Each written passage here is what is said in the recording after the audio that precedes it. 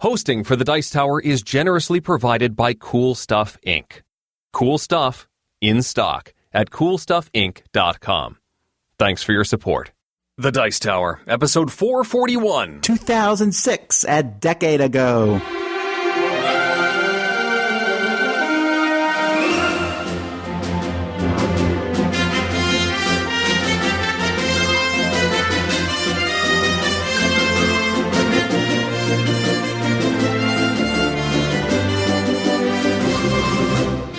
Welcome to the Dice Tower, a podcast about board games and card games, and especially the people who play them.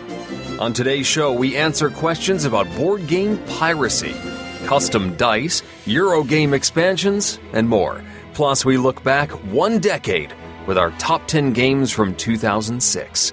I'm Eric Summerer, and here's your host, the Lightning McQueen to my mater, Tom Vassell. I'm assuming this movie came out in 2006? Yeah, McQueen, it did. So why am I the arrogant, snobby jerk?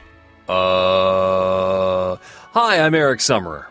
Yeah, I'm going to pretend that this is the Cars 2. Yeah, well, this is, at the end of the movie. You can be Lightning at the end of the movie. I actually like Cars 2 better than the first one. Really? I liked Cars 2. It's just, it doesn't quite have the same charm as the first. Planes is actually a better sequel to Cars thematically. I actually haven't seen Planes, but I like Cars 2 because I'm a big fan of the spy genre. Yeah, so it's really a good spy enjoyed that. movie. It's just different, very different from Cars.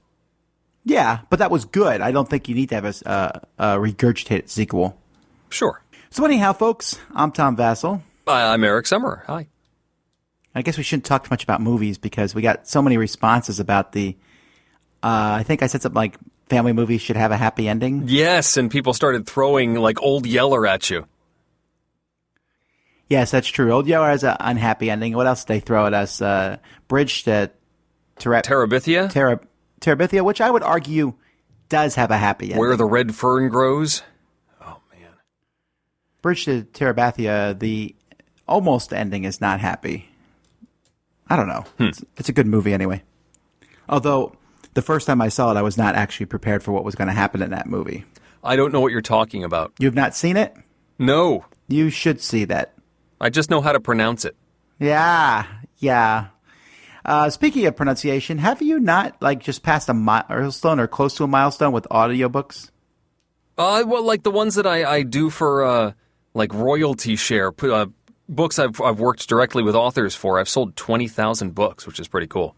That is pretty cool. That's you're like famous. Well, in certain circles, it's kind of like us. If we're with board gamers, they often know who we are, but you walk outside of that convention hall and all the Colts fans just look at you funny. Well, let me ask you this. Do you run into people who might say things, if they met you, they'd be like, oh, I've listened to all your books, who are fans of you that regard? I don't know if I've met anybody who's a huge Eric Summerer audiobook fan. There might be one or two out there, but I haven't found many. I don't know. I don't know, if there are websites about it, like Board Game Geek and... For audiobooks, sure, but I don't think there are any, Eric Summerer fan sites, thankfully. That you know of. Not that I know of, yes.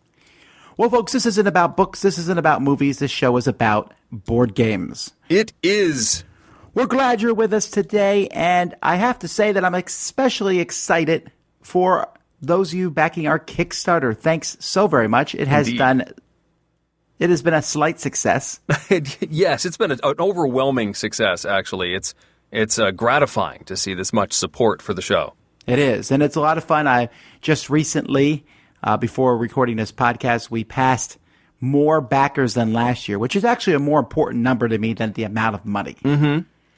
Because, I'm hoping to get 4,000, maybe even 5,000 backers, because it just shows that there's folks out there who listen to our show and watch our video channel. And that is, it makes us happy. Also, it makes me especially happy because I have a job for another year. Huzzah. Very true, yes. Food and shelter is good. Now, if you missed it for any reason at all, you may have noticed that Eric showed up at my house on video. Unannounced. No, they invited me. And it was really kind of a pain because Wait, what? Eric won almost everything. Oh, okay. He's not even arguing that point. I did better than I thought I would do. Yeah, well, it was a good time. There was some games that probably went better than others, but we're about to talk about several, I think. A few. It was we're neat gonna just start to with- see the behind the scenes of everything and get to see the actual room and the office and the wall of games and the bins and just hang out with you guys for what you've done several times in the past, but to actually be a part of it on the other side of the camera was pretty cool. Yeah, wasn't my wall smaller than it looks on camera? It really isn't as large as it appears. You know, it's like a normal-sized game room, really. I think the one thing I have that's bigger than anybody else. Is the garage full of review games? Yeah. That's what I was going to say. Most people don't have like 5 shelves full of games to be played.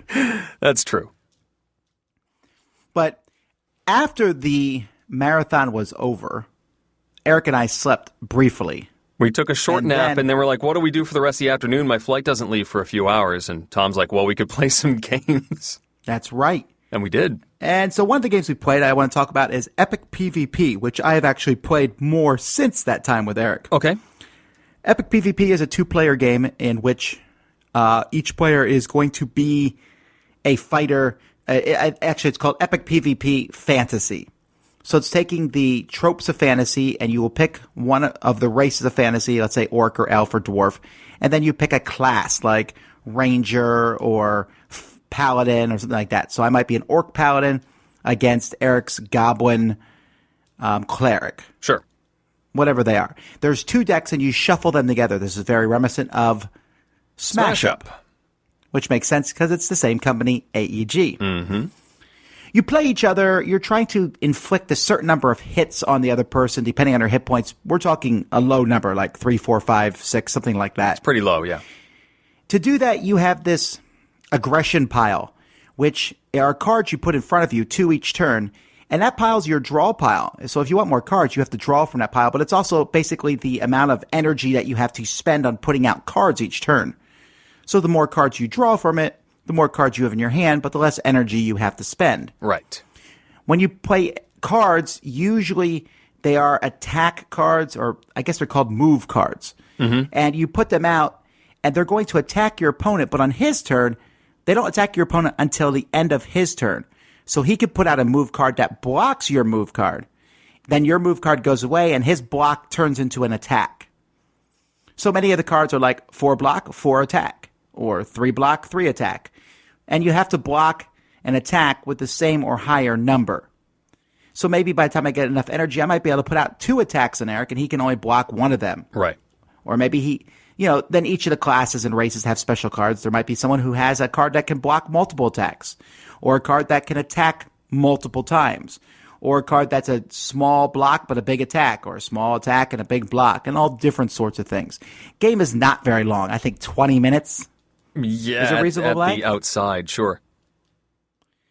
And, well, what'd you think, Eric? Well, it has an interesting flow of the cards. As you mentioned, your draw pile is actually your aggression pile. So you've got like a draw pile, and then the cards go to your aggression pile, and from your aggression pile into your hand if you choose to draw them. So if you want to charge up for a really strong attack, you can't get too many cards into your hand. And balancing that, the flow of cards is interesting. And, using your special powers, so you may have tokens that then mesh with other cards in your hand, and making all that work with the different classes and combinations of cards that you put together is kind of neat. But beyond that, it's pretty much a straightforward, hey, can you block this? No. I'm going to take a hit. Okay. Can you block that? Yeah, I can block that. Oh, okay, so no damage. All right, so I'm going to throw this at you. Can you block that? No. Well, I guess I win then. Yeah. For a game called Epic PvP, it was somewhat pedestrian. Yeah. I thought, okay, well, we'll play this some more times and give it a whirl with different things. And the problem the game has is, it's not epic. And B, the decks don't feel that different. There's differences, but they don't feel different. And the whole thing feels mechanical. It doesn't feel like there's a heart in the game. It feels like you're just doing stuff. Yeah. And, I mean, any game can feel that way, but there's just a lack of a spark of fun in this game, I think. Sure, it does what it does, and it does it well. I would be hard-pressed to say this is a bad game. I don't think it is. But at the same time, I'm not sitting here going, ooh, I can't wait to try this combo. Mm-hmm. Because, I mean, like in Smash Up, I do think that. I'm like, ooh, what happens if I mix the dinosaurs with the vampires? That's true. There's a lot more flavor to those different factions than there is here. Here, I just don't care who I mix with what. You think that's because you're not familiar with the franchise? Because Epic PvP is an entity of its own, isn't it? This would be the first one, I thought. I don't know. They kickstarted it. I thought this was a license. It's looking through the rulebook, it seemed to indicate that there was a greater world than just this card game. Yeah, but I don't care about any of that greater world stuff because it needs to come through in the game. That's true. If this is a greater world, then it's sure super generic. It's elf and orc and paladin. Yeah. I didn't get any kind of. A lot of the cards, most of the cards are called basic attack. Right. Yeah. It does. There's like nothing. The artwork's okay. I don't know. And this is a very crowded genre. The two-player fantasy game, yeah. Yeah, Mage Wars, Summoner Wars, Yomi, BattleCon. There's all sorts of games where it's one-on-one, mage versus mage. Well, this isn't mage versus mage, but fantasy character kind of versus feel. Fantasy character. And this doesn't stand out, in my opinion. Yeah, another minor quibble is that you got the Kickstarter version of this, Tom, and it comes with a bunch of stuff that isn't even explained in the rules.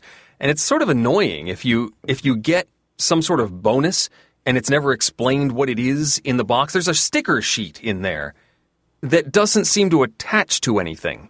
Well, that labels. May just be that the Kickstarter people might know what that is. So maybe. I don't know that I would warn people away from that because you might actually get a game, when it's published. Well, maybe you should just get the non-Kickstarter version because everything's going to make sense in the box. Anyway, it's Epic PvP. But speaking of the world of Kickstarter spawning, let's talk about Zombicide. This is the first time I've played Zombicide. This was one of the games we did play in our marathon, and this was the new Black Plague box for Zombicide, which takes the setting and moves it into a more medieval fantasy zombie apocalypse. This was again my first try at playing the system, so I can't comment how different this is. But this is a pretty fun smash 'em up sort of zombie survival game. We were faced with trying to investigate a bunch of different spaces on the board. Meanwhile, various zombies are running at you, and everybody's got special stats that allow them to roll good combinations and work with certain weapons. This particular version of the game has a dashboard that was really neat, this plastic dashboard that fits cards into it and allows you to put pegs in different spots to say, I've achieved this particular ability, or I have chosen to hand or to hold on to this item, or I can stick things into slots that are my backpack. This dashboard's cool. I wanted to actually use the dashboard in other games in addition to Zombicide. We had a good time with it. I managed to get a very nice combination of cards that let me be pretty successful at shooting down zombies from a distance, but it wasn't enough to save us. It's got a lot of minis. It's a very visceral experience, but I got the cooperative feel. You certainly don't want to go dashing off on your own in this game because you will be eaten, which we also saw in our game in the live playthrough. It was a good time. It's never something that I would purchase just because it's just I would never get it to the table. But given the opportunity to play Zombicide again, I probably wouldn't turn it down. It was a good time, and I liked the setting of Black Plague.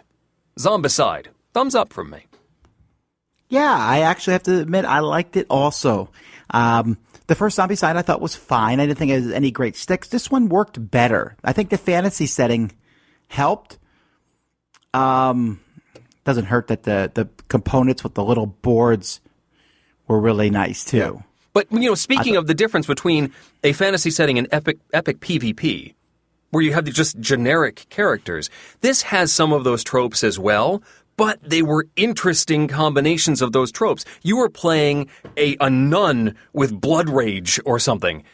And everybody actually had some sort of feel to their characters and not just dwarf, tank guy.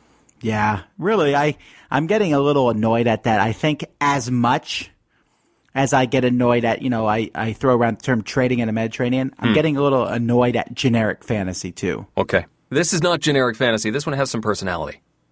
I think so. Speaking of generic fantasy, but this is actually very specific fantasy to the Dungeons & Dragons universe, and that is the new set of Dice Masters for Dungeons & Dragons, Siege of, I think it's Faerun, but I'm pretty sure Eric knows this. I would say Siege of Faerun. Faerun? Well, you've done some books with this word in, haven't you? I have done some Dungeons & Dragons novels, but I didn't run into Faerun very often. Oh, well, okay. Well, I know that in this expansion, that lovely dark elf, Drizzt, appears. Drizzt? Whatever. That guy. Well, anyway, this is the sequel, or the first expansion to Dungeons & Dragons, although like all Dice Masters, it is playable by itself. Right. You can buy the starter sets and play with this one. In terms of game playability, it is probably the best set so far. Spider-Man is still my set that I would say new players should jump into. It's very simple and easy.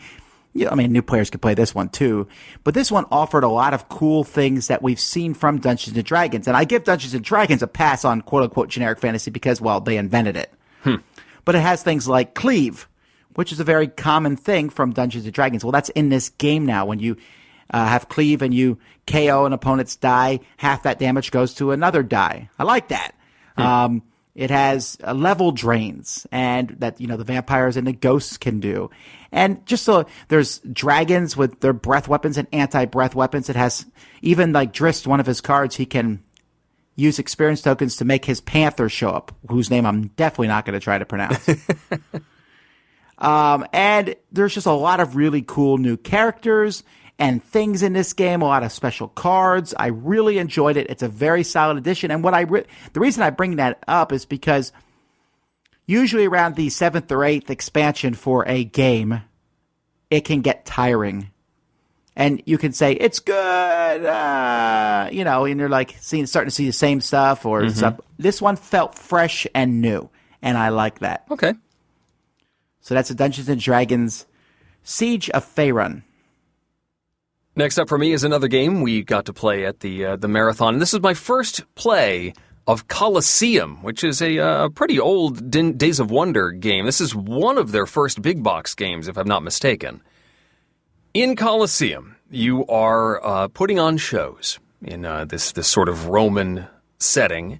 And one of the mechanisms is an auction. You are trying to acquire sets of tiles. One will go up for auction, and you go around the table bidding. And everybody will acquire a set of 3 tiles that they add to their set. Then there's some trading, and you will trade back and forth with other people at the table, trying to get collections of tiles that match the types of shows you are trying to put on. You start out with a couple of basic shows, and you need a certain combination of tiles, different sets in suits, different tiles in different suits to put on these shows. Eventually, you will purchase better shows or better, playbills, orders for these tiles. And you will try and acquire the proper tiles that you need in order to put on these shows. If you're able to get all the tiles you need, you get maximum points. And if you're missing a couple, that's okay. You can still put on the show. You just get docked a few.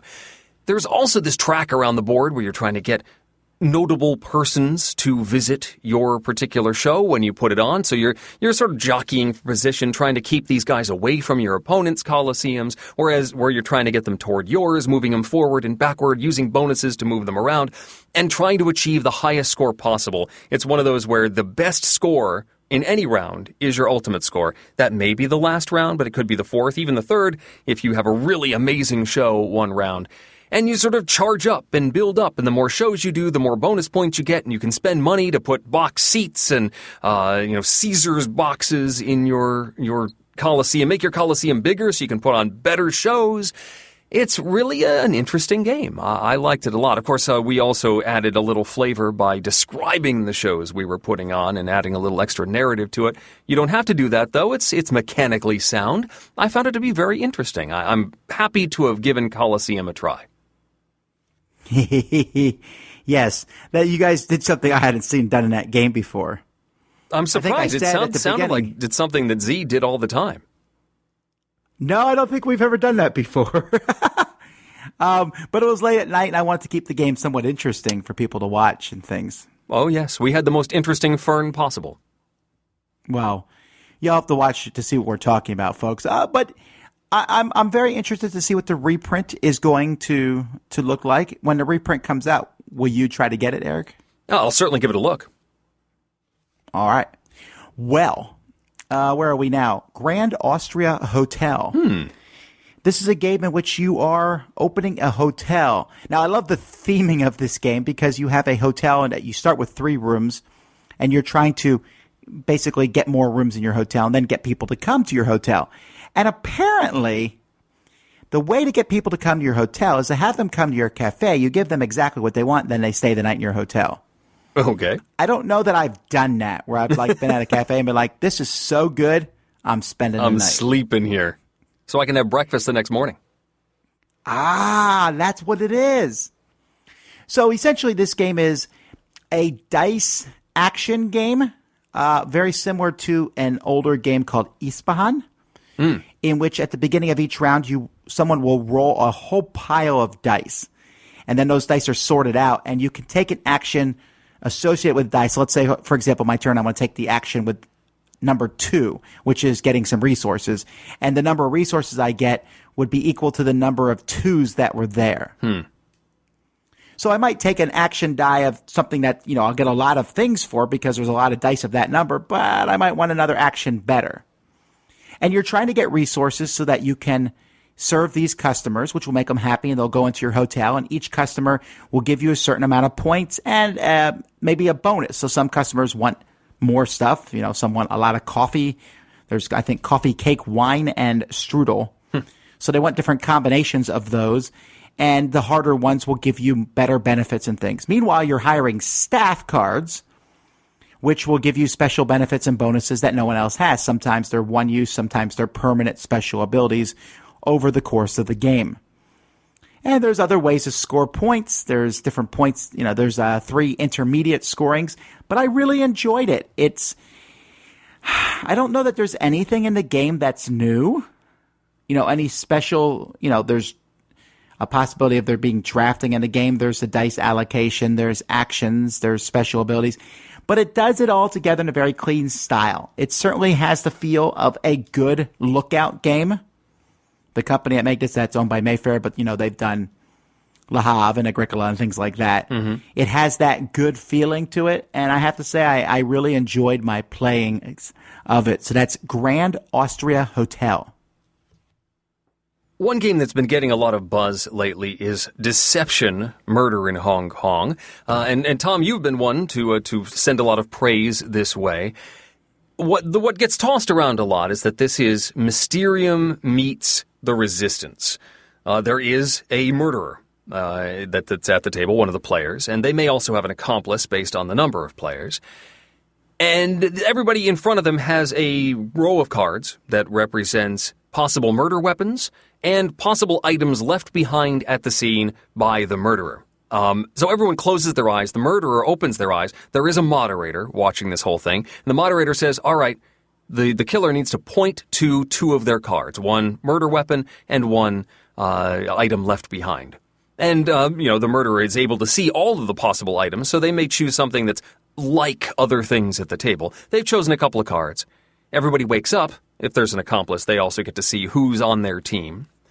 They all wake up, and then the moderator is also sort of the ghost. They're the lead investigator here, and they can't talk, but they can, using some lists that they are given, give some clues. So they may have a list that says the murder is violent or cause of death, and they mark one of these as the cause of death for the scene. And then there may also be the crime scene is neat and tidy, or disheveled, or unusual, or scary, and they mark one of those. And you've got a whole array of these things, and you're putting markers on these lists of descriptors.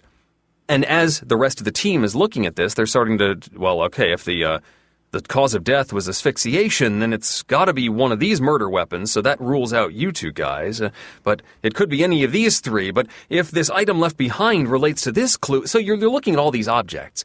But of course, the actual killer is trying to, get the scrutiny off of them and giving incorrect suggestions. Eventually, you start going around the table and giving some discussion.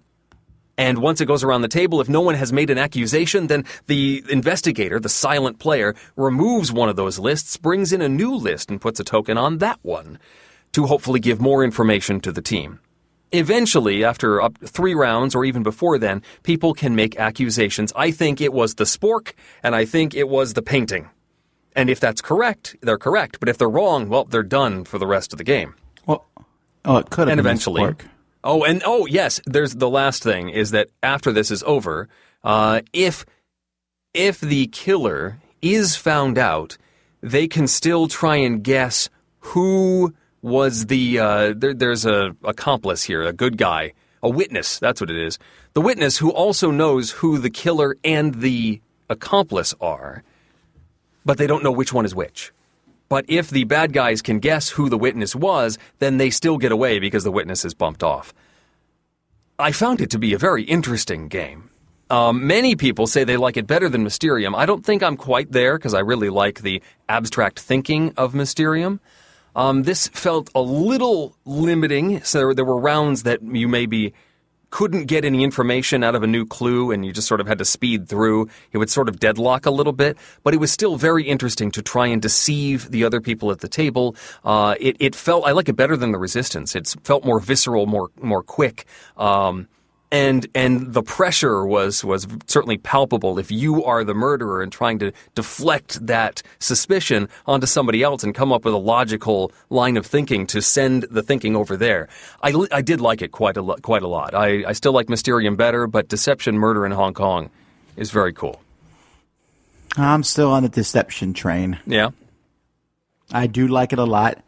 I just think there's a lot of cool things, and yes, I'm glad you mentioned Spork because I can't wait to get that card in the game. Yes, that is a promo card, but yes, it was very interesting, and there's a lot of cards in there, so there's lots of possibilities for objects and combinations therein. So there's a lot of play in here. All right, the last game I'm going to talk about today is Apollo 13. Ooh. Now, for those who don't know, Apollo 13 is the mission that went to the moon. I believe this was the 3rd one that was going to the moon. And there was an error, a problem in the spacecraft, which caused the famous line, Houston, we have a problem. And due to a bunch of really smart guys thinking really hard, they got these people back to Earth safely. It could have gone wrong badly, even worse, in so many different ways. And that's what this game is. This game is essentially get this mission off the ground and then get it back to Earth. It's a cooperative game where you're working together. There's like 6 or 7 decks, and you go through deck A, then deck B, then deck C, then deck D, etc. And in each deck, you'll turn a card over on your turn, and something bad will happen. Usually it will like raise the stress levels of some of the astronauts or their health problems or overall problems with the mission. And then you can either play a card that corresponds with deck A that brings these things down, or you can knock one of the levels down yourself, just one. It's not as useful because usually like 2 or 3 levels are going up on your turn, so only knocking one down is not quite as useful. Once the mission gets critical, you will start having a timer going off on your turn as you do these things. And there's ways you can get chips where you can play things on other people's turns, and you're working together. And eventually you will either survive or there will be too many problems and the mission just is a failure. From a history perspective, this game teaches a lot. Every card is covered with lots of flavor and interesting things from Apollo 13 mission. But From a gameplay perspective, don't get this game. Oh, and I'll that's tell you disappointing. why. This is the most restrictive, constricting, straitjacket game I think I've ever played. Remember I mentioned those decks? Remember there's A, B, C, D, E, F, and G, or I think that's the numbers, and H. I forgot how many decks there are, but there's a lot of decks. Okay. You can only play a card from your hand if it matches the deck you're currently in. Oh. So if you have a card for A, and A is over, too bad.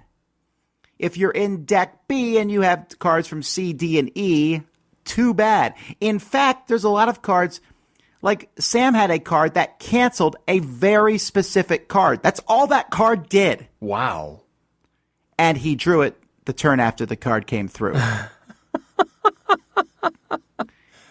And in fact, deck B is split into B1 and B2, which makes it even more specific when you can play certain cards. Wow. And I know they did this to retain historical accuracy. Yeah, right. But that is not good for a game. Because what happens then in this game is you essentially are at the mercy of the cards. If the right cards come up, hooray, the mission went well. If the wrong cards came up, oh well, the mission didn't do well.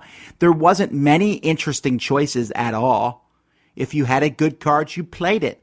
If you didn't have a good card, then your choices were draw another card or drop a level down one. And sure, if you did certain things, you could get a chip where you could interrupt someone else's turn to play the right card at the right time, but that required you to get those other cards earlier. The whole thing is just a bit of a mess. I would use it in a classroom setting to show kids Apollo 13. I would never play it for fun. So, unfortunately, that's Apollo 13. Oh, well. Last for me is Ultimate Warriorz, and that's Warriors with a Z at the end and not an S. This is a monster combat game with a really nice box design that sort of folds into an arena with pillars. Very nice setup. The arena has lots of sort of a ring of spaces. I want to say 6 spaces around the outside, as well as one central space. And all of the monsters come in different sizes. There's one large dragon, sort of big guy with a ton of hit points, but he's really easy to hit. And then there's a little tiny dude who is hard to hit, but only has a few hit points, and then a whole range in between. So you pick one of these guys and you put them on the board. They start out in one of the spaces, and you have a deck of action cards. You will play up to, 8 rounds? And you have 9 cards, or is it 7 rounds, you have 8 cards? You will play... Yes. You will play all but one of your cards, and then the game will be over unless, you wipe out everybody, which I guess is possible in a very few number of players, but we played with 6 and not so often. Anyway, you have this deck of cards, and the card will tell you what your attack is going to do. So you may have a melee attack, or you may have a distance attack, and it will tell you how many dice you will get to roll if you play this card. Also on this card, however, is your turn order. So when you actually play, you're going to work your way down, I want to say. Yes, down from 8, 7, 6, 5, 4, 3, 2, That's 1. correct. You count down. You count down. And so the 8s will go before all the 7s, and if there's a tie, your size, I think, makes a difference as to who goes first. And it also has a defense value. So once you have played a card in front of you, you now have a new defense value, a new value that people need to roll in order to hit you. So you maneuver around. The card will also tell you how many spaces you move. So some of these cards have you staying put and doing a really strong attack, but you have less control over who you're going to attack because not everyone may be in range of whatever it is you're trying to do by the time you play the card. So everybody selects one of their cards simultaneously, and then you'll resolve them in the order that the numbers are in. And defense values change, and you'll roll a bunch of dice and try and knock out your opponents. The first player to attack any individual player gets a 3-point chip, or successfully attack, to actually do damage on somebody. They get a 3-point chip. One of those hit points is worth 3 points. After that, they're all worth 1 point each, and you keep whacking away at each other until time runs out or you are the sole victor. And then you count up points, and that's the game. Each character also has a couple of special move cards that give them interesting attacks, multiple attacks, neat movement patterns, and make each monster unique, which is also very interesting. I liked it. Compared with the other monster combat game, King of Tokyo, I still think King of Tokyo or King of New York wins.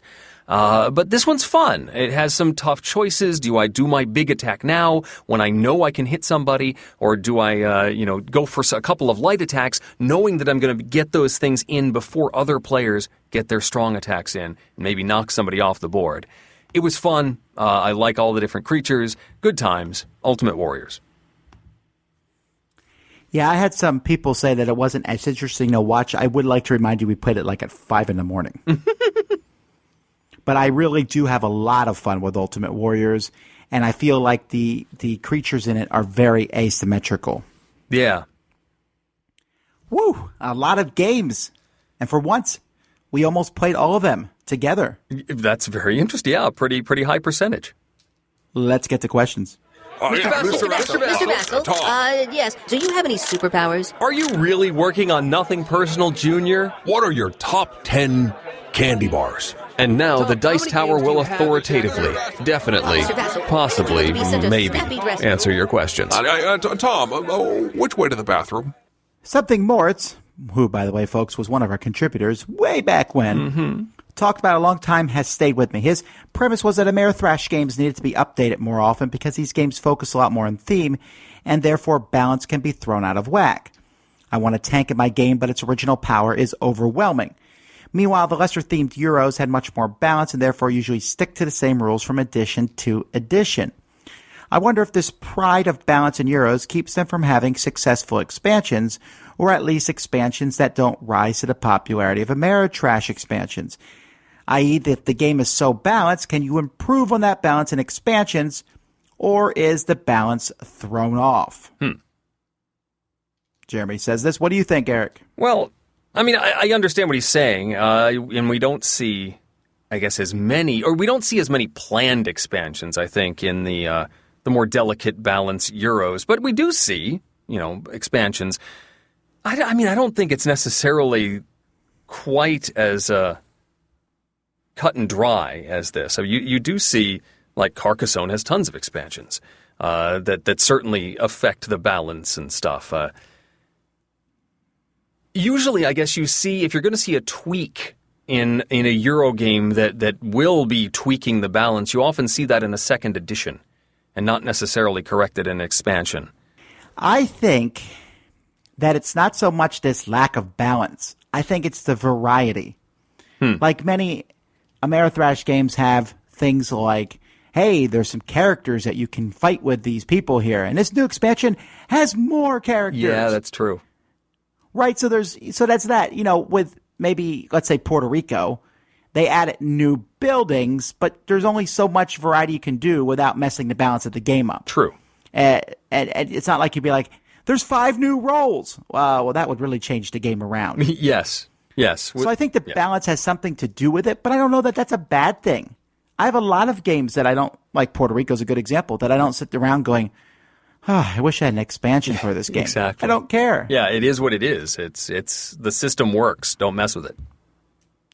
And nowadays, there's so many hybrid games that, yes, they can have expansions.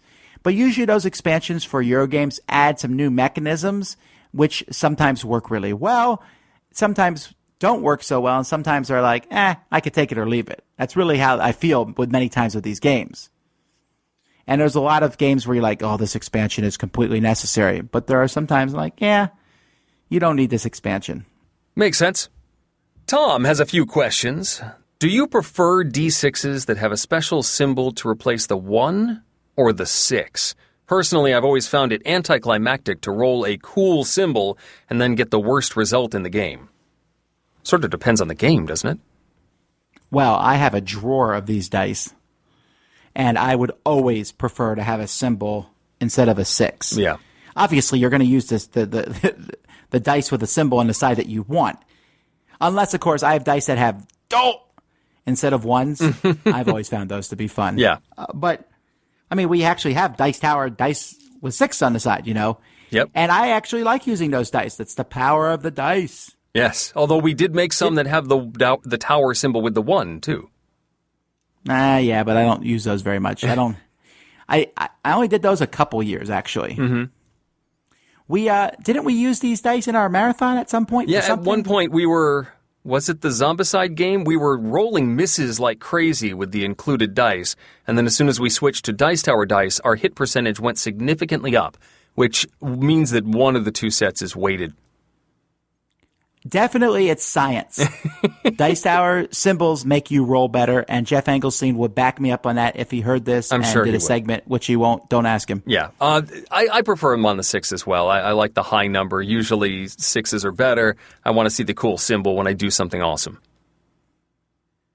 Do you think Fantasy Flight is allergic to using normal dice anymore? For me, it's getting kind of annoying to have new weird dice in every single game from them. I don't care. I like custom dice as long as the custom die makes sense. As long as I can read the symbols and figure it out. But what's wrong with custom dice? Well, sometimes it's simpler to count the number of symbols than it is to look up what a 3 means on a chart.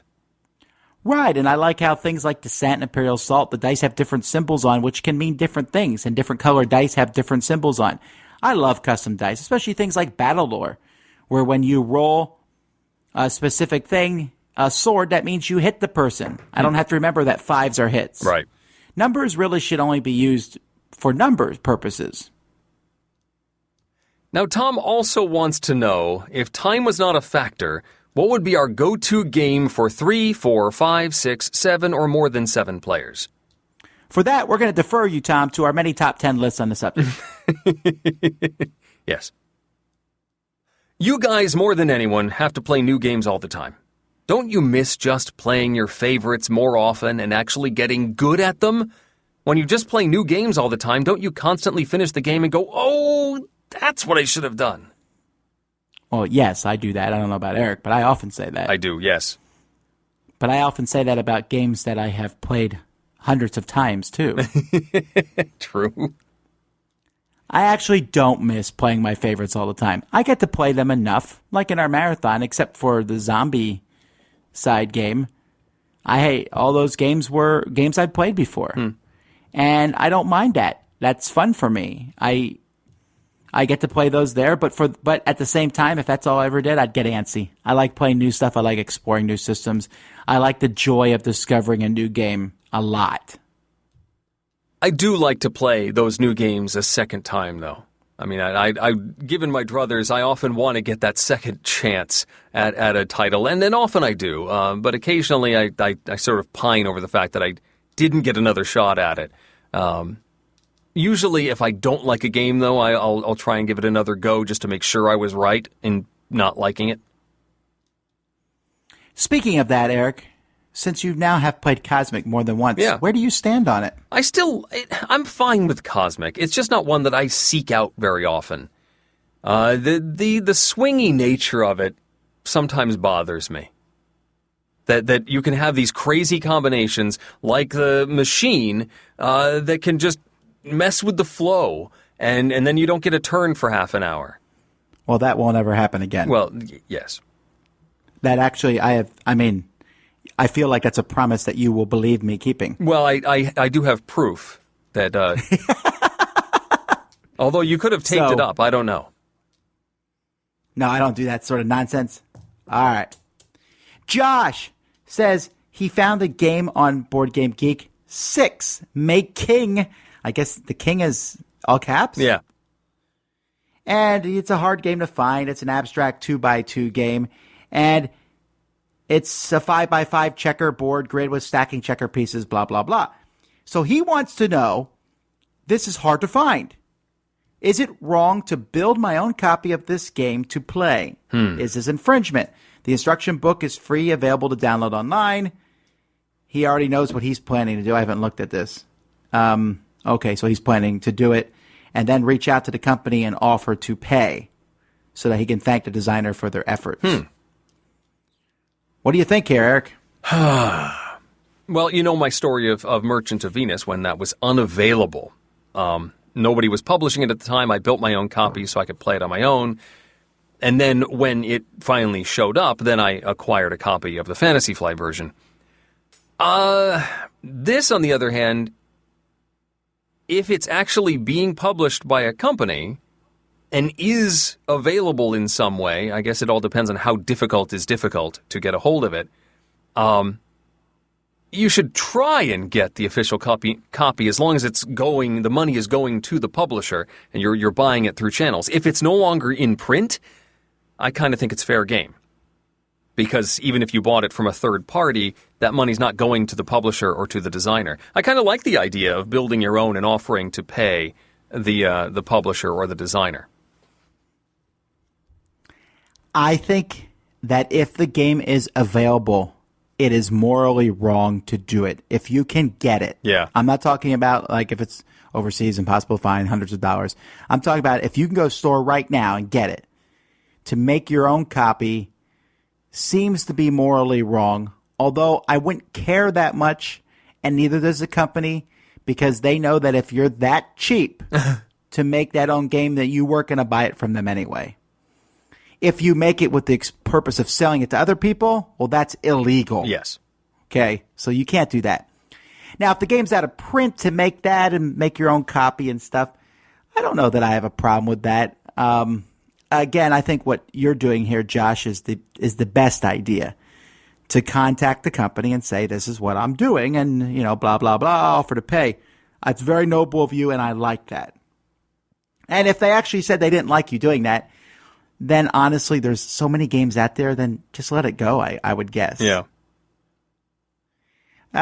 Ultimately, that's going to be up to you. Now, if you want to take a game and make a really nice version, maybe the version that's available isn't super nice.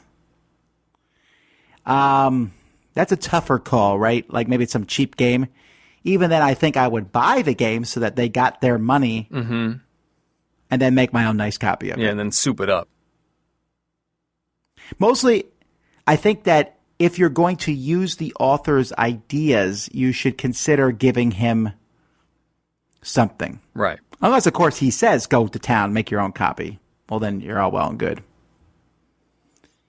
This is something that people disagree on, but for the most part, as I've said in other shows, making a game is so much work and so much effort and such a pain in the neck and so expensive anyway that it's usually not worth it. Mm-hmm.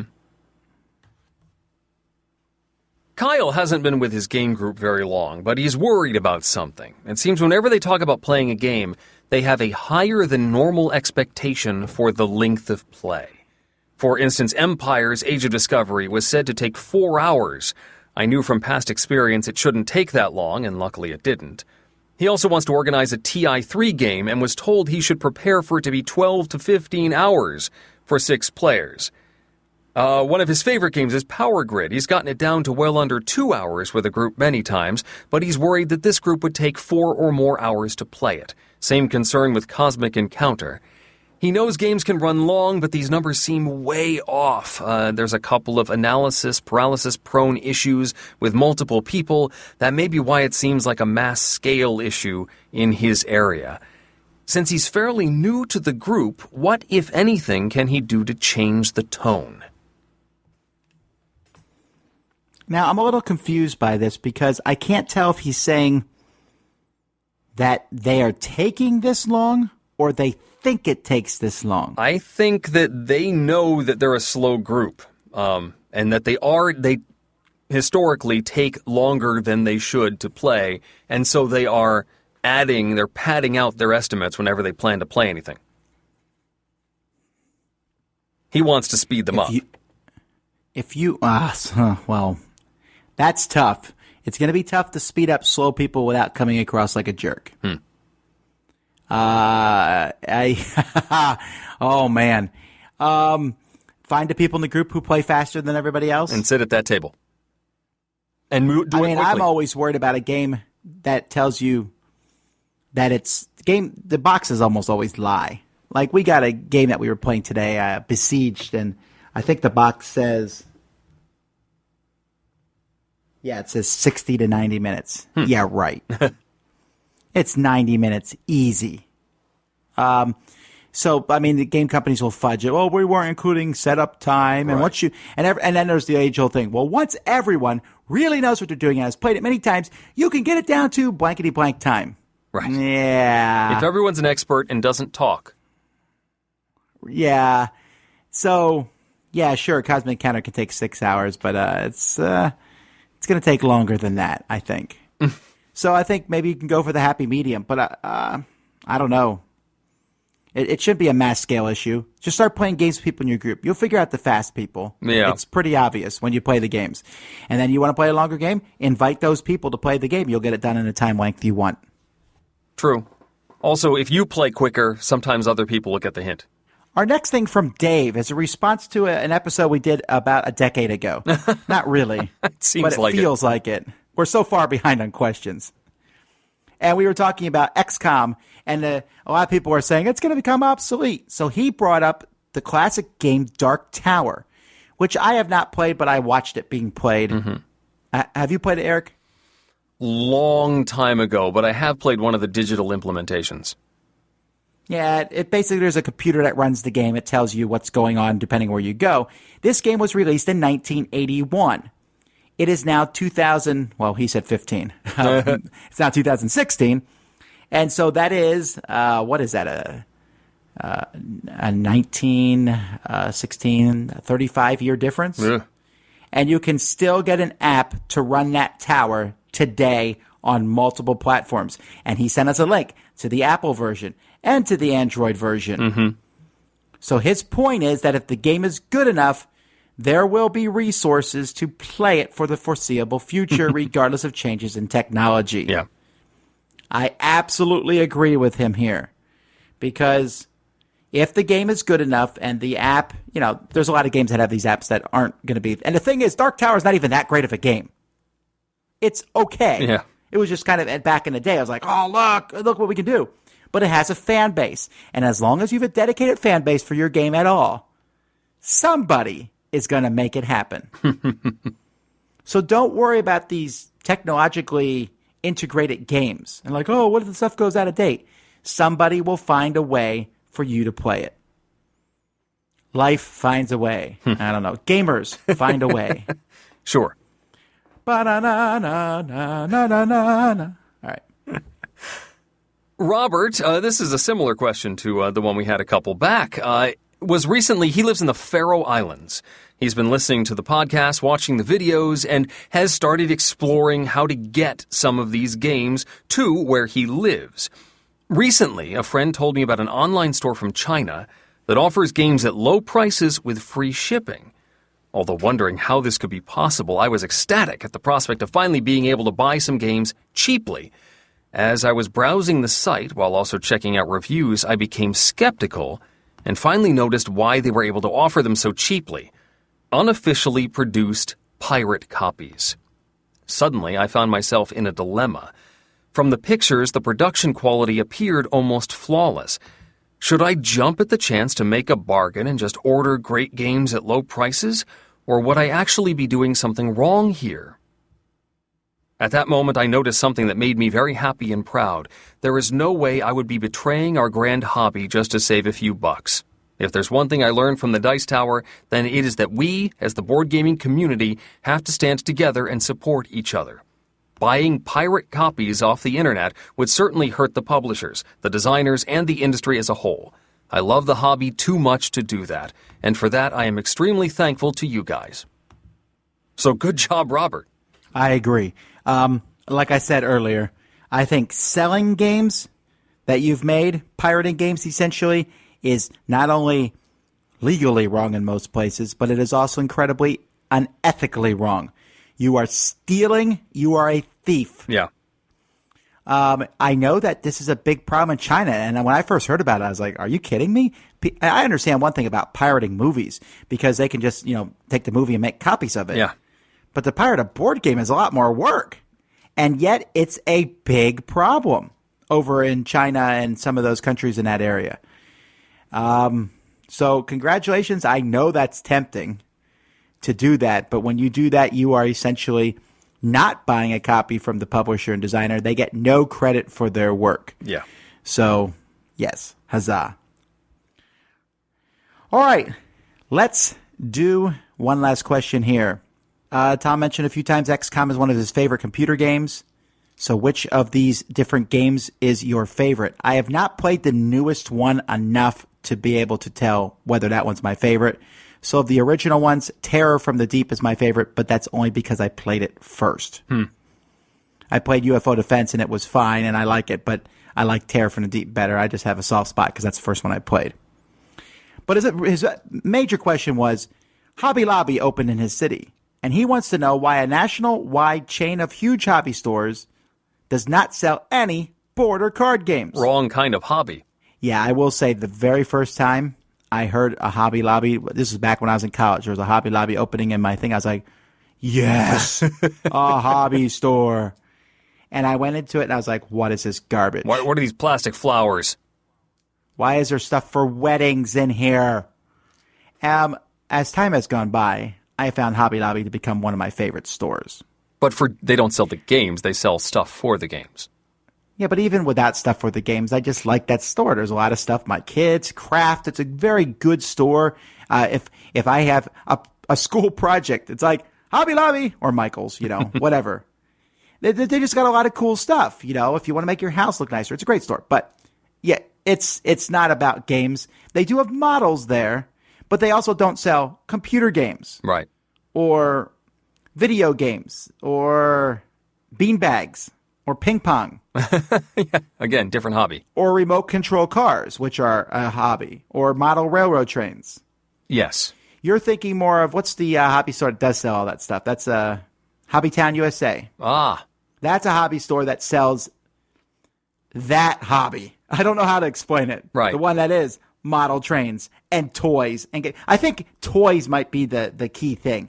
If it's considered like a toy, I don't know that Hobby Lobby has it other than like some model cars, Thomas the Tank Engine. Cars, but that's not toys. That's like a art project. Right.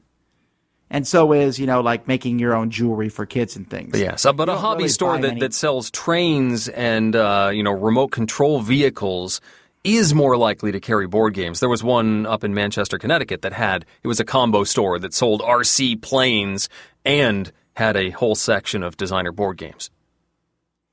You just recently went to a gaming store. That was pretty cool, didn't you, on your trip? On my trip to Washington, D.C., I went back to the Labyrinth Games and Puzzles on Pennsylvania Avenue, one of my favorite local game stores. My son went to their holiday gaming club. They open up the place for kids. You pay a small fee, and they get to play games for 2 hours. So we dropped off the 7-year-old and went wandering around D.C. with the young kid, came back 2 hours later. It was a great time. All right. Well, let's get to Top 10. It's a Dice Tower Top 10. The Dice Tower's Top 10 list is sponsored by Cool Stuff Inc. Cool Stuff Inc. Cool stuff in stock at coolstuffinc.com. Well, folks, 2006 was 10 years ago. That is still weird. I'm going to say this probably every year. Like, I can't believe that year was 10 years ago. Yeah, well, yes. The Dice Tower was a year and a half old at this point. The audio version? No, I guess half a year. The audio version started in late 2005. Did it? According to my notes. Yeah, okay. It's all starting to flow together for me. A little bit. Were you working with the Dice Tower in 2006, like as the audio guy? I don't think so, no, but I was a listener, I think. Yeah, okay. Well, I highly remember this year, although there are several games in my top 10 list here that I played later in another year.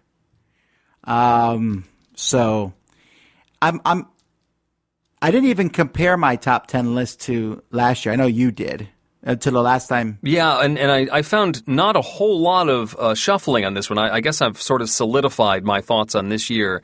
There were a couple that were on my list that have gotten bumped off, like, let's see, The Thief of Baghdad was, I believe, a Spiel des Jahres nominee. It was year. one. It was very light, though. Super light. It was light. My wife likes it. It's still in my collection. It's one that she's enjoyed. Toluva is a neat tile-laying sort of. It has an eruption mechanism where you're stacking these tiles on each other.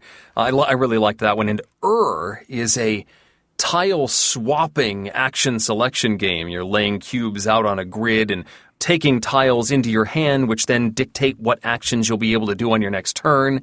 It was pretty cool. I remember needing to put ziggurats out in But anyway, those were my honorable mentions for 2006. I think Thief of Baghdad was a nominee for Spiel des Jahres in 2007. Okay. Even though it came out in 2006, I think. Yeah, the nomination period for Spiel is weird sometimes. It always is, and there always seems to be a slight preference for games that were released between January and March. It always seems that way. There's very rarely does a game win, it seems, that comes out at Essen. Yeah, that's interesting. So, anyhow, here's our top 10. Number 10. Let's start things off by syncing up. This one didn't make my list last time, but I have had a chance to play it since then, and that's Gift Trap. This is a party game about giving games to the other players, and it's a really nice presentation. The whole box is looking like a wrapped container, and each player gets a little gift bag in their player colors, and you are presented with a bunch of gifts, and you are deciding which ones you would enjoy getting as a gift. And you're trying to match up with other players. It's interesting and produces some nice discussions as to why a gift would be useful for another person and why they would enjoy that or not enjoy that particular gift. Tom, why do you like it?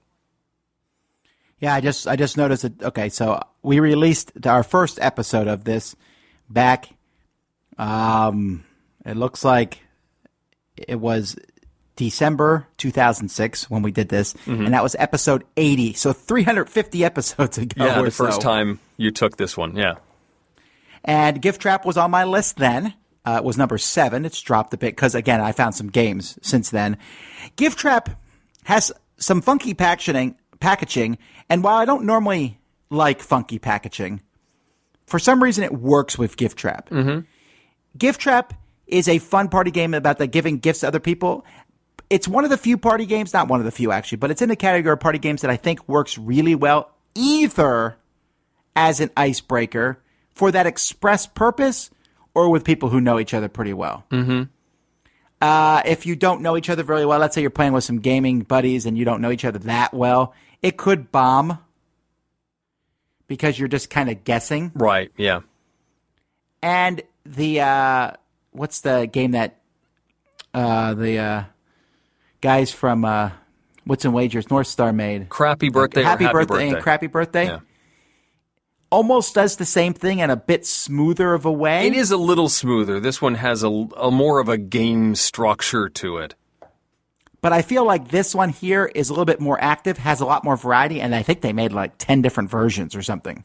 And I also like they have different categories. There's the garbage gifts and then the high-end gifts, and you can pick which category. So a lot of fun for me. Gift Trap. Number 9. My number 9 was my number 9 the last time I did the list, and that's the 2-player abstract Mr. Jack. Everybody's got a bunch of characters, and one of them is the bad guy, and you will alternate which characters you move on a particular turn. So one player is playing the detective, one player is playing Mr. Jack, and you are presented with half of the characters at a time. You then take turns moving those individual characters. They all have special powers and movement abilities and stuff like that. And then the Mr. Jack is going to say whether Jack is illuminated or not, which allows you to eliminate some of those characters. And then you continue, and if Jack is able to escape, get out the sides of the board, then they win. Or if they go a certain number of rounds without being detected, they also win. An interesting 2-player deductive exercise. Mr. Jack, my number 9. Yeah, it's an interesting thing that this game, it feels like it was this game's only 10 years old. Man, it feels like it's been out longer than that. And still being pushed. I mean, there was a huge wall for this game at Essen this past year. It's still going strong. Yeah, well, they keep doing new versions of it too. True. They had the Phantom of the Opera version, and there was the second and third version. I believe there's at least 4 versions plus a card game of it. Very popular. I'm not as keen on it, but I'm in the minority. My number 9 is Take It to the Limit from Berkeley Games. Take It to the Limit is super mathy. It's an abstract game where one person is drawing random tiles. they draw a tile, and everyone else then draws the exact same tile from a pile of tiles. These tiles have different lines on them of different colors going in different directions. And you need to put these in this big hexagonal grid. Once you put a tile down, it's trapped. It's there forever. And then, so you're putting them down, trying to put it in a place where you think it will score the most points. And you're trying to get complete lines of one color. And maybe there's like different ways to score bonus points. It's a lot of fun. It's one of those games where, technically you could play it with 1,000 people at the same time. If you had a guy standing up and calling out the tiles over a speaker. Right. But I do like it. It's a big box. It was, I believe, a bigger version of a game called Take It Easy. Mm-hmm. Eric, have you played this one ever? I've played Take It Easy's app, but not Take It to the Limit. I think you would like this. I don't know that you would love it, but it certainly is an interesting exercise. There's a lot of these games nowadays where, someone calls out a number and you write it in a grid and you're trying to have the most efficient one. Mm-hmm. I think this is probably the best of that genre.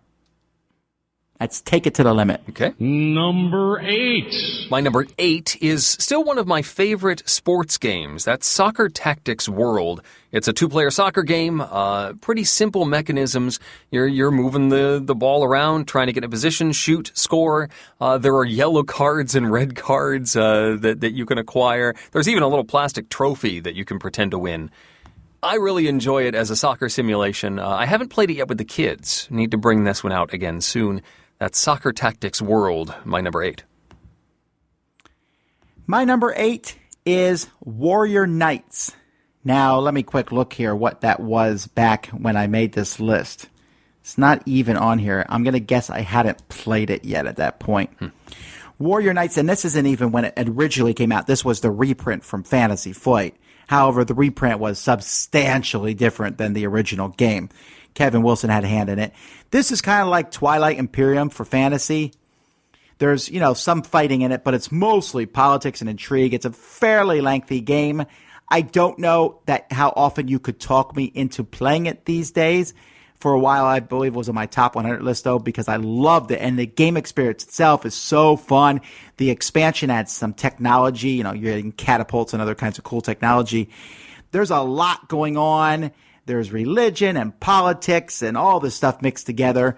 It's an epic game, and it's memorable. So it's my number 8, Warrior Knights. Number 7. My number 7 was my number 6 last time, and that's Arcadia, a game where you're putting out Tetris-shaped buildings, which will acquire you tokens. But in order to get those tokens, you have to surround the building with not only your people, but also neutral little dudes. And there's this push and pull, setting up your opponents, but not setting them up too strongly as you place these buildings on the board, but also surrounding them so you have an opportunity to earn these building bonuses as well. There's a little economy to the whole thing, collecting these tokens and making sure they score at the end of the game. It's an interesting little abstract exercise. I liked it a lot and still like it. My number 7, Arcadia. I like Arcadia. I just don't feel like it has any kind of long-term replayability. Like, I bet you never played again in your life. I have played it a few times in the I'm saying intervening from this years. point on to the rest of your life, From I bet here you on never out? played again. Yeah, maybe. But that doesn't mean it's a bad game. It's kind of a puzzly, interesting game. I just don't know that it had any staying power, that's all. Cool components, though. Yeah. My number 7 is not on Eric's list. Why is that? That's true. I don't know. Talk about it first. It's Ink and Gold. Well, I was just about to say it's higher on Eric's list. I'm very confused, Eric. Ink and Gold is like the classic. It is. Go farther in or just get out with the treasure you have. I'm sorry. I'm just kind of flummoxed here. Okay. I've only played Ink and Gold one time. And what? I also, Diamant came before this, and so I sort of thought it wasn't eligible. Oh, I see what you're saying. Is Diamant like 2005? I don't know. I guess I didn't look into it that far, but I thought, it couldn't possibly be 2006 because Diamant came first. Maybe I'm wrong. Well, now I'm looking it up because that is interesting, and I wonder if... I guess it's possible that Diamant came out like early 2006, and then Ink and Gold came later. How do you spell Diamant? Diamant? Okay, it's listed as 2005, and I wonder now if I put that on my 2005 list. Yeah. Board Game Geek separated them. Well, I'm not going to move. That would explain why I'm not finding it on my top 10 list when that year came out, too. Okay, fine. I still like it. I'm not as flummoxed at Eric anymore, though. Okay. Ink and Gold, a great... Hey, do you want to go farther in? Push your luck. Again, this is a game you can play with a large group of people. I believe it goes up to 8. Lots of fun and a nice small package. Diamant was actually a much more beautiful game, but only came out in Europe. Ink and Gold was the English version, and so it's number 7 on my list, and let's keep moving. Number 6. Number 6, we sync up again, and that's On the Underground. This didn't show up on my list 5 years ago because I hadn't yet played it. But On the Underground is a game about route building and efficiency. You are trying to draw a single passenger to your line to get to different places on the board. This is another one that I need to bring out with my son because he is such a fan of subways. He had a blast when we went to D.C. on the D.C. metro trains, and I think he would enjoy the theme of On the Underground, my number 6. Well, interestingly enough, with this game, I think this will be a fun one for you to play with him. I like On the Underground. I didn't play it till years after this when it came out, but I think it works really well with 2 or 3 players because it's a bit puzzly, and it could take a really long time with multiple people. With 2 or 3, you own multiple subway lines, and it's just, to me, it's just a really neat exercise to see how you get from point A to point B and make the guy use your routes. Right.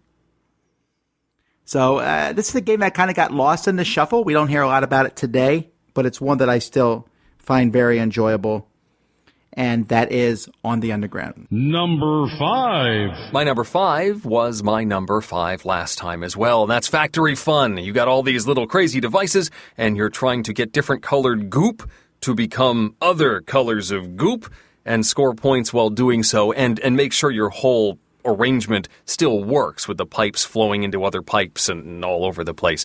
It's got a speed element as you grab these pieces of machinery. It's just a fun exercise in efficiency. Factory Fun, my number 5 then and now. I like Factory Fun. It just didn't make my top 10. My number 5 is Blue Moon City, which was very high on my list, I think, when it came out. Actually, it was number 6, so it's pretty close to the same spot. Blue Moon City, I was not sure I was going to like this game because I didn't really care for Blue Moon. But Blue Moon City, I just played this year with some people at Grand Con. I said, hey, let's play this. I haven't played this in a while. And I still enjoy it, where you have a handful of cards and you have to use these cards in different ways. You're moving around trying to be very efficient. Each card has a different special power. And you're doing cubes, and the theme doesn't really make sense. But it's about building a city, and the city kind of slowly comes to life. It's enjoyable. Have you played it, Eric? I have. I enjoy this one. It just didn't make my top 10. Okay, fair enough. It was. I know it was nominated for the Spiel des Jahres. I thought it might win. It did not, and we'll talk about why it didn't win later. Because the game that did win is not on either one of our lists. So that's Blue Moon City. Number 4. My number 4 is Canal Mania. This was my number 3 back when I did the list 5 years ago. Canal Mania is about building routes in England. You start out making canals and later railroad tracks. It has a ticket-to-ride style mechanism as far as acquiring the cards that let you build these routes. So it feels very familiar, but it also has some other mechanisms that are a little like Age of Steam, a pick up and deliver aspect, trying to get cubes from one place to another. You also have abilities, sort of roles that you were trading around that give you special powers. A little more complex than Ticket to Ride, but not quite as punishing as, say, Age of Steam. It's a fun game. Nice mix. Canal Mania, my number 4. Yeah, I don't know that I've played. Oh, yeah, I did play it, I think, once a long time ago. Mm-hmm. My number 4 is one of our few crossovers, actually. It's higher on Eric's list, so we'll talk about it then. Number 3. I mean, other than the ones that we synced up on. My number 3 is another crossover, so I'm going to pick up this Passenger and I'll drop it off when Tom talks about it in a little bit. My number 3 is not on Eric's list. I've never played this thing. Wow. Yeah, All I've right, somehow well, managed to avoid it all this time. That is Pillars of the Earth. Now, a lot of people have asked me why Pillars of the Earth has not been reprinted, and it's probably because of the IP. Because when the IP is involved, It's there's a lot. Ken But I know Follett, when Pillars yeah. came out, it was a big deal. A lot of people really enjoyed it. I enjoyed it. It's one of the best games Mayfair has ever printed. It's actually technically Cosmos. Mayfair just brought it to America. It's really about building a cathedral and getting the resources to do that, but it has some really unique mechanisms where you pull workers from a bag, and then you can place them out. If your worker gets pulled first, you're lucky, except you have to pay more money to put it out. And money is tight in the game. And then you're getting different resources and hiring workers, and there's special cards, a lot of different places to put the workers, different things going on. It's beautiful production, gorgeous artwork. If the game came out today, it would fit right in with the great games that come out. So that is Pillars of the Earth. Number 2. My number 2 was my number 1 last time. That is Imperial, the Mac Gertz Rondel game that's all about timing. You're sort of a war profiteer. You will take control of various city-states through stock market play and then cause them to do different actions based on the Rondel. And you're trying to get them to build up, take territory, and then sort of cash out. Pay dividends to your investors, earn points to make those stocks worth more points at the end of the game, and then sort of back out and maybe invest somewhere else, make your tentacles go in different places on the board, picking your moment to make some of these moves and working the timing of the game. I find it to be a difficult, interesting experience. Imperial, my number 2. I hate Imperial. I know. I hate it with a passion. I know. So just take that for what it's worth, folks. Okay. I just don't like a game where I don't get a turn. I don't understand how anyone can like such a thing. My number 2 is Eric's number 3, and this is technically a reprint. Or I'm sorry, not a reprint, a sequel. Yeah. But I think it's different enough that it stands on its own. It is probably my second favorite way to play Ticket to Ride, and that is only because the new UK/Pennsylvania maps are that good. But Ticket to Ride Markland has always been my favorite. With the passengers, it's amazing. It's fun. It's intriguing. It has a level of tension because you're trying to get routes out on the board, and then there's these passengers who give the most points to people who move them first. Yes. But at the same time, if you wait a while, you can get a ton of points with them. Yes. At the same time, someone else might move them first and take fewer points, but get the higher point totals. Good. Yes, It's also a very well-designed map. Besides that, such a good map that they actually have recently released it.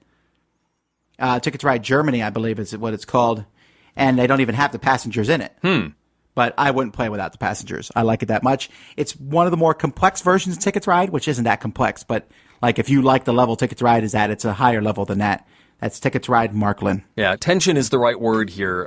Not only are you worried about people stealing your routes, you also are worried about whether they're going to move that passenger first. But you only get to have 3 passengers total. And so picking the time to extend your route as far as possible and then move the passenger so that it can get as many of those little tokens as possible is important. And if you're the first one to do it, you get some really nice tokens, but you also want to have it be a long enough path that it's worth it to move that passenger. Difficult decisions, a lot of fun. I really enjoy it as well. And finally, number 1. Through the Ages is my number 1. This was Tom's number 4. This is the granddaddy of the Civ games. Recently re-released in a new edition, which I have not yet played, but I've heard tweaks it in some interesting ways. It's complex. It's difficult to grasp at first. It can be a little fiddly. But the system is so cool with the way you can upgrade your manufacturing, and you have to assign workers to that manufacturing. But if you assign too many workers in too many places at once, then you actually have unhappy workers and unrest, and you really have to manage that empire on a razor's edge. It's a delicious challenge to move through the ages, my number 1. It was my number 2. I actually flip-flopped 1 and 2 and 3 and 4 and kept 5 the same. Not a lot of movement on my list in the last 5 years, but Through the Ages is my current champion for 2006. I like it too. My number 4. Where was it when the year came out?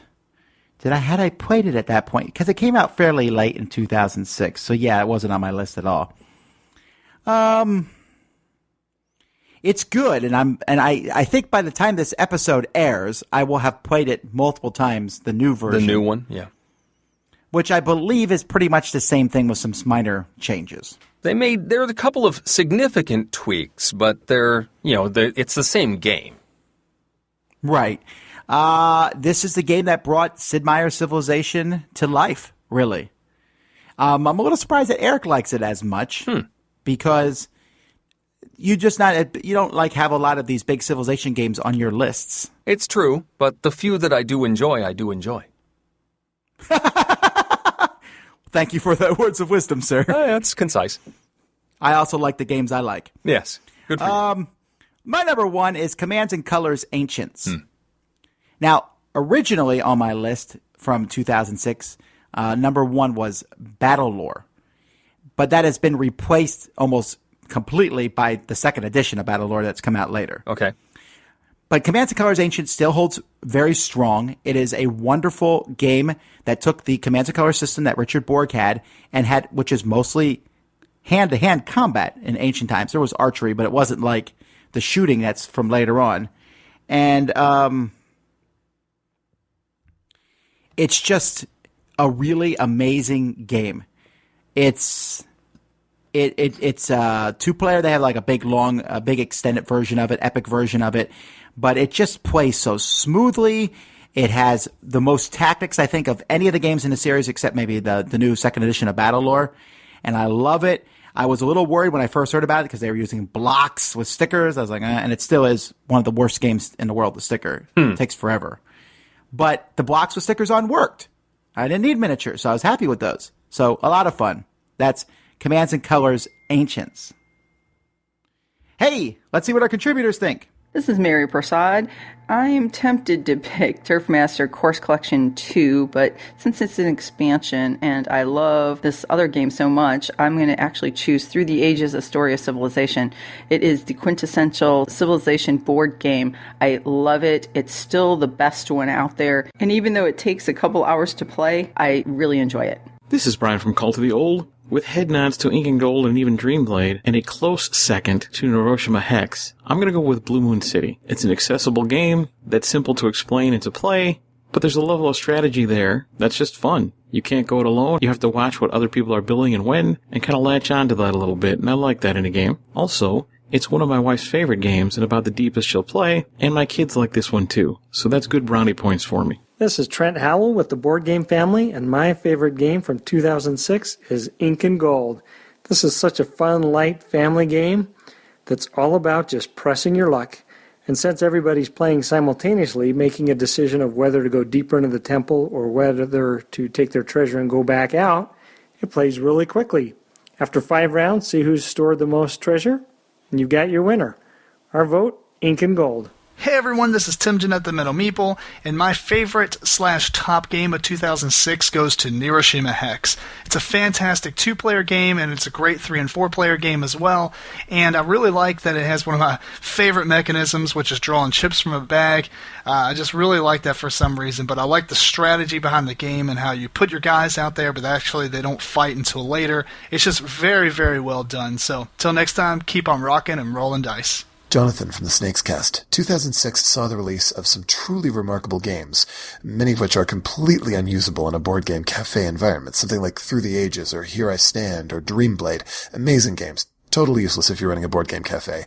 It's true, Pillars of the Earth brought in worker placement as a thing, and Quirkle and Bananagrams are now staples of the family game genre, but of all of 2006's releases, the one that I get the most use out of at Snakes and Lattes is Ink and Gold. That game has helped me provide a lot of entertainment for our guests over the years. Hey folks, this is Graham from Four Corners of the Board. Now 2006 is before I got into gaming seriously, so my collection for 2006 games is pretty small, and of those, not too many get to the table, except for one. This has to be my standout game from 2006, Commands and Colors Ancients. It's one of my favorite 2-player games, and it's in my top 10 games of all time. Hey everyone, it's Mark Zielinski. Favorite game from 2006. Well, I know there's a lot of popular choices out there, but I'm going to go back to a game that I played with Tom and Sam at Origins 2007. It was a real surprise. We had a great time playing it. And as a matter of fact, Sam and I ran downstairs and bought the game while we were there at Origins. Actually, I think Sam got a copy. I had to wait to get mine in the mail. But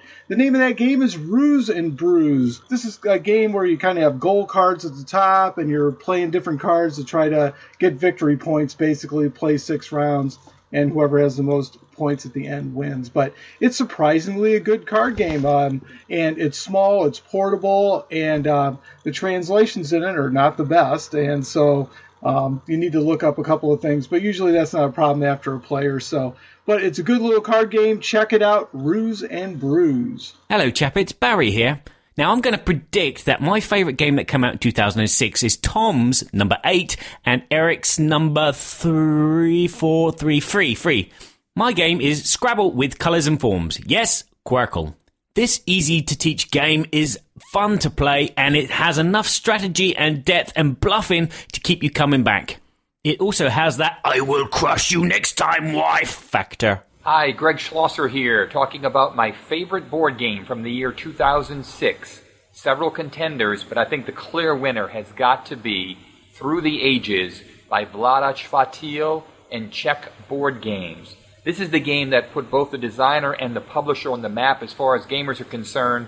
Just an outstanding civilization-building game, lots of tough choices and decisions, always tense and exciting.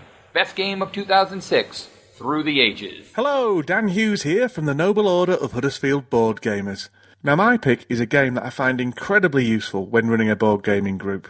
It's easy to pick up, it plays a lot of people, it works equally well for newbies and old hands alike, it's incredibly fun, very inexpensive, comes with little tents and gems, and it never fails to get people shouting, hollering and laughing. It's ink and gold, and it's blooming marvellous. This is Jared Whitley with Board Game Breakfast. So the game from 2006 that I most want to talk about is Quirkle, which most of you have probably heard about because it's a relatively famous one. It got all kinds of awards and nominations.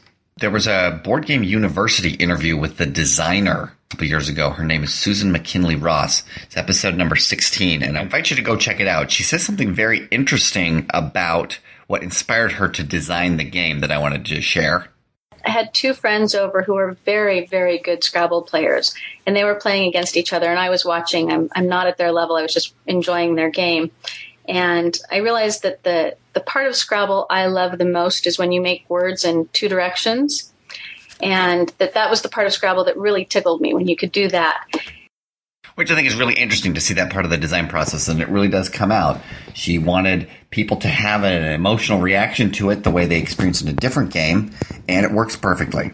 Quirkle, my game from 2006. Hey everybody, this is Sean. And Alex. And we're from the Dukes of Dice podcast. My top game of 2006 is Pillars of the Earth. This is a very interesting worker placement game. There's kind of some normal worker placement actions that start off around, but eventually you're going to pull from the bag your different super workers. And the earlier they get drawn, the more expensive they are to deploy. So there's kind of a higher expense to go earlier in the round. Really enjoy this game. Beautiful components. There's a cool cathedral that you're all sort of working to build together that's just really your round marker, but it looks cool, nice 3D elements. So that's Pillars of the Earth. My favorite game from that year, Neuroshima Hex, a great 2-player tactical game. A lot of variety here, especially with all the expansions we've seen from this game. A lot of innovation, a lot of fun. Neuroshima Hex, strongly recommend it. My favorite game of that year. Hey, it's Ronan from the Game Pit here. I'm going to go with the game that gave me most fun when it came out 10 years ago, and that was Warrior Knights.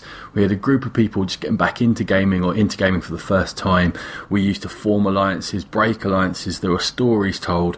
Sure, it's probably got some flaws. How it stands up now, I don't know. But in terms of games from 2006 that I've had most fun, Warrior Knights. This is Ryan from Out of Game, and when I was looking through the list of games that were released in 2006, there wasn't even a close second place. Through the Ages is the best game that came out that year. That's why it's at the top.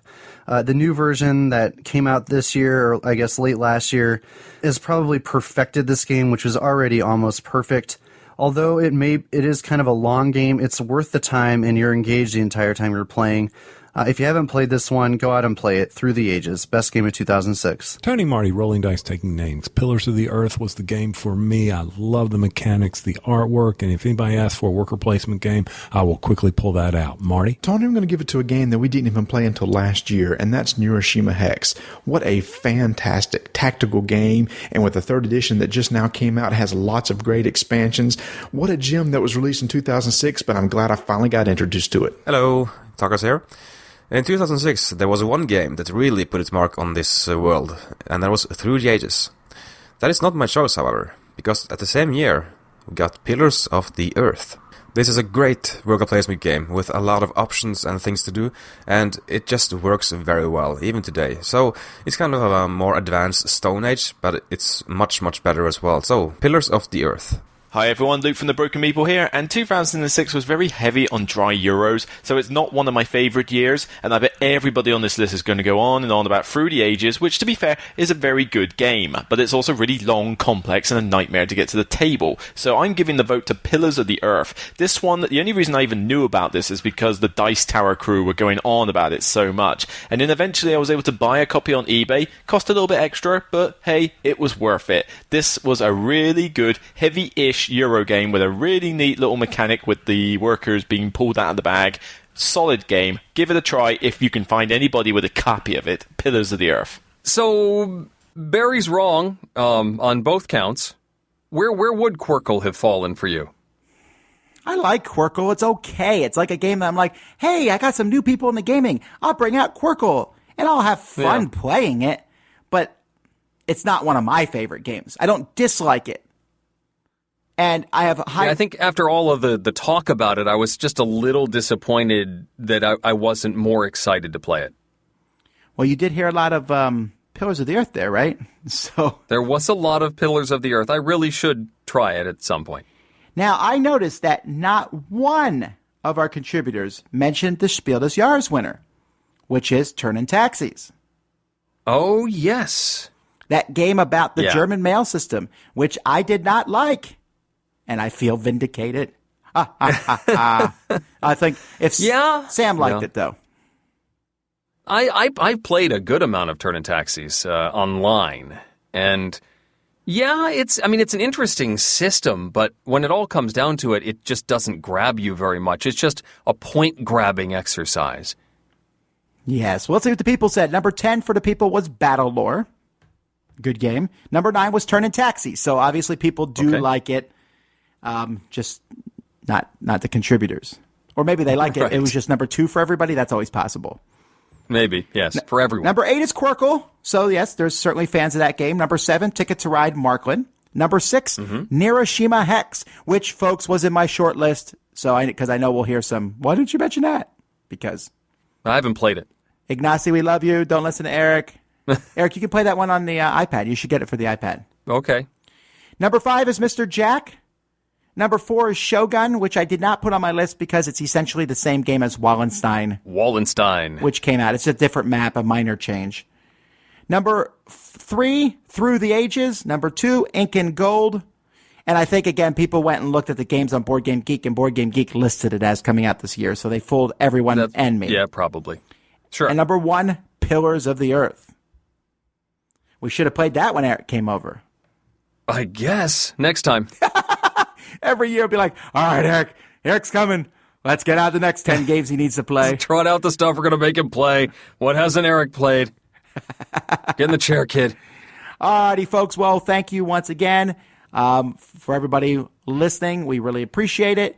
I don't know if we've gone a little long here. It feels like we have, so we better end this one soon. Until next time, I'm Tom Vassell. I'm Eric Summerer. And you've been listening to The Dice Tower. Thank you for listening. Promotional consideration has been provided by game publishers in the form of review copies of games. This episode number 441 was recorded on January 14th, 2016. Coming up next week, how do you deal with a child who is a sore loser? Find out what our contributors have to say. Support for this podcast comes from listeners like you. Thank you for your continued support. And speaking of support, the Jack Vassell Memorial Fund is dedicated to providing support to members of the board gaming community in their hour of need. Find out how you can help at jackvassell.org. The Dice Tower is produced by Tom and me, with production assistance from Jason Thompson and Ty Perez, Eric Matthews, and Rob Searing. Our theme was composed by Timothy Pinkham. Our Japanese translation of White Christmas is performed by Bing of Tokyo, and hosting is provided by Cool Stuff Inc., where you can find great games at great prices at CoolStuffInc.com. We love feedback. Visit the Dice Tower Guild at BoardGameGeek.com. Email us at thedicetower@gmail.com, or follow us on Facebook.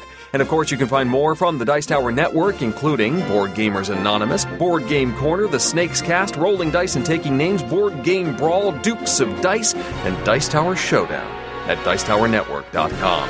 Until next time, from all the gang at the Dice Tower, have fun gaming. All I gotta say is I like the games that I like, and those games I like. Well, the games that I don't like them. That's profound. And I found that the games I haven't played, I have no opinion on. Exactly.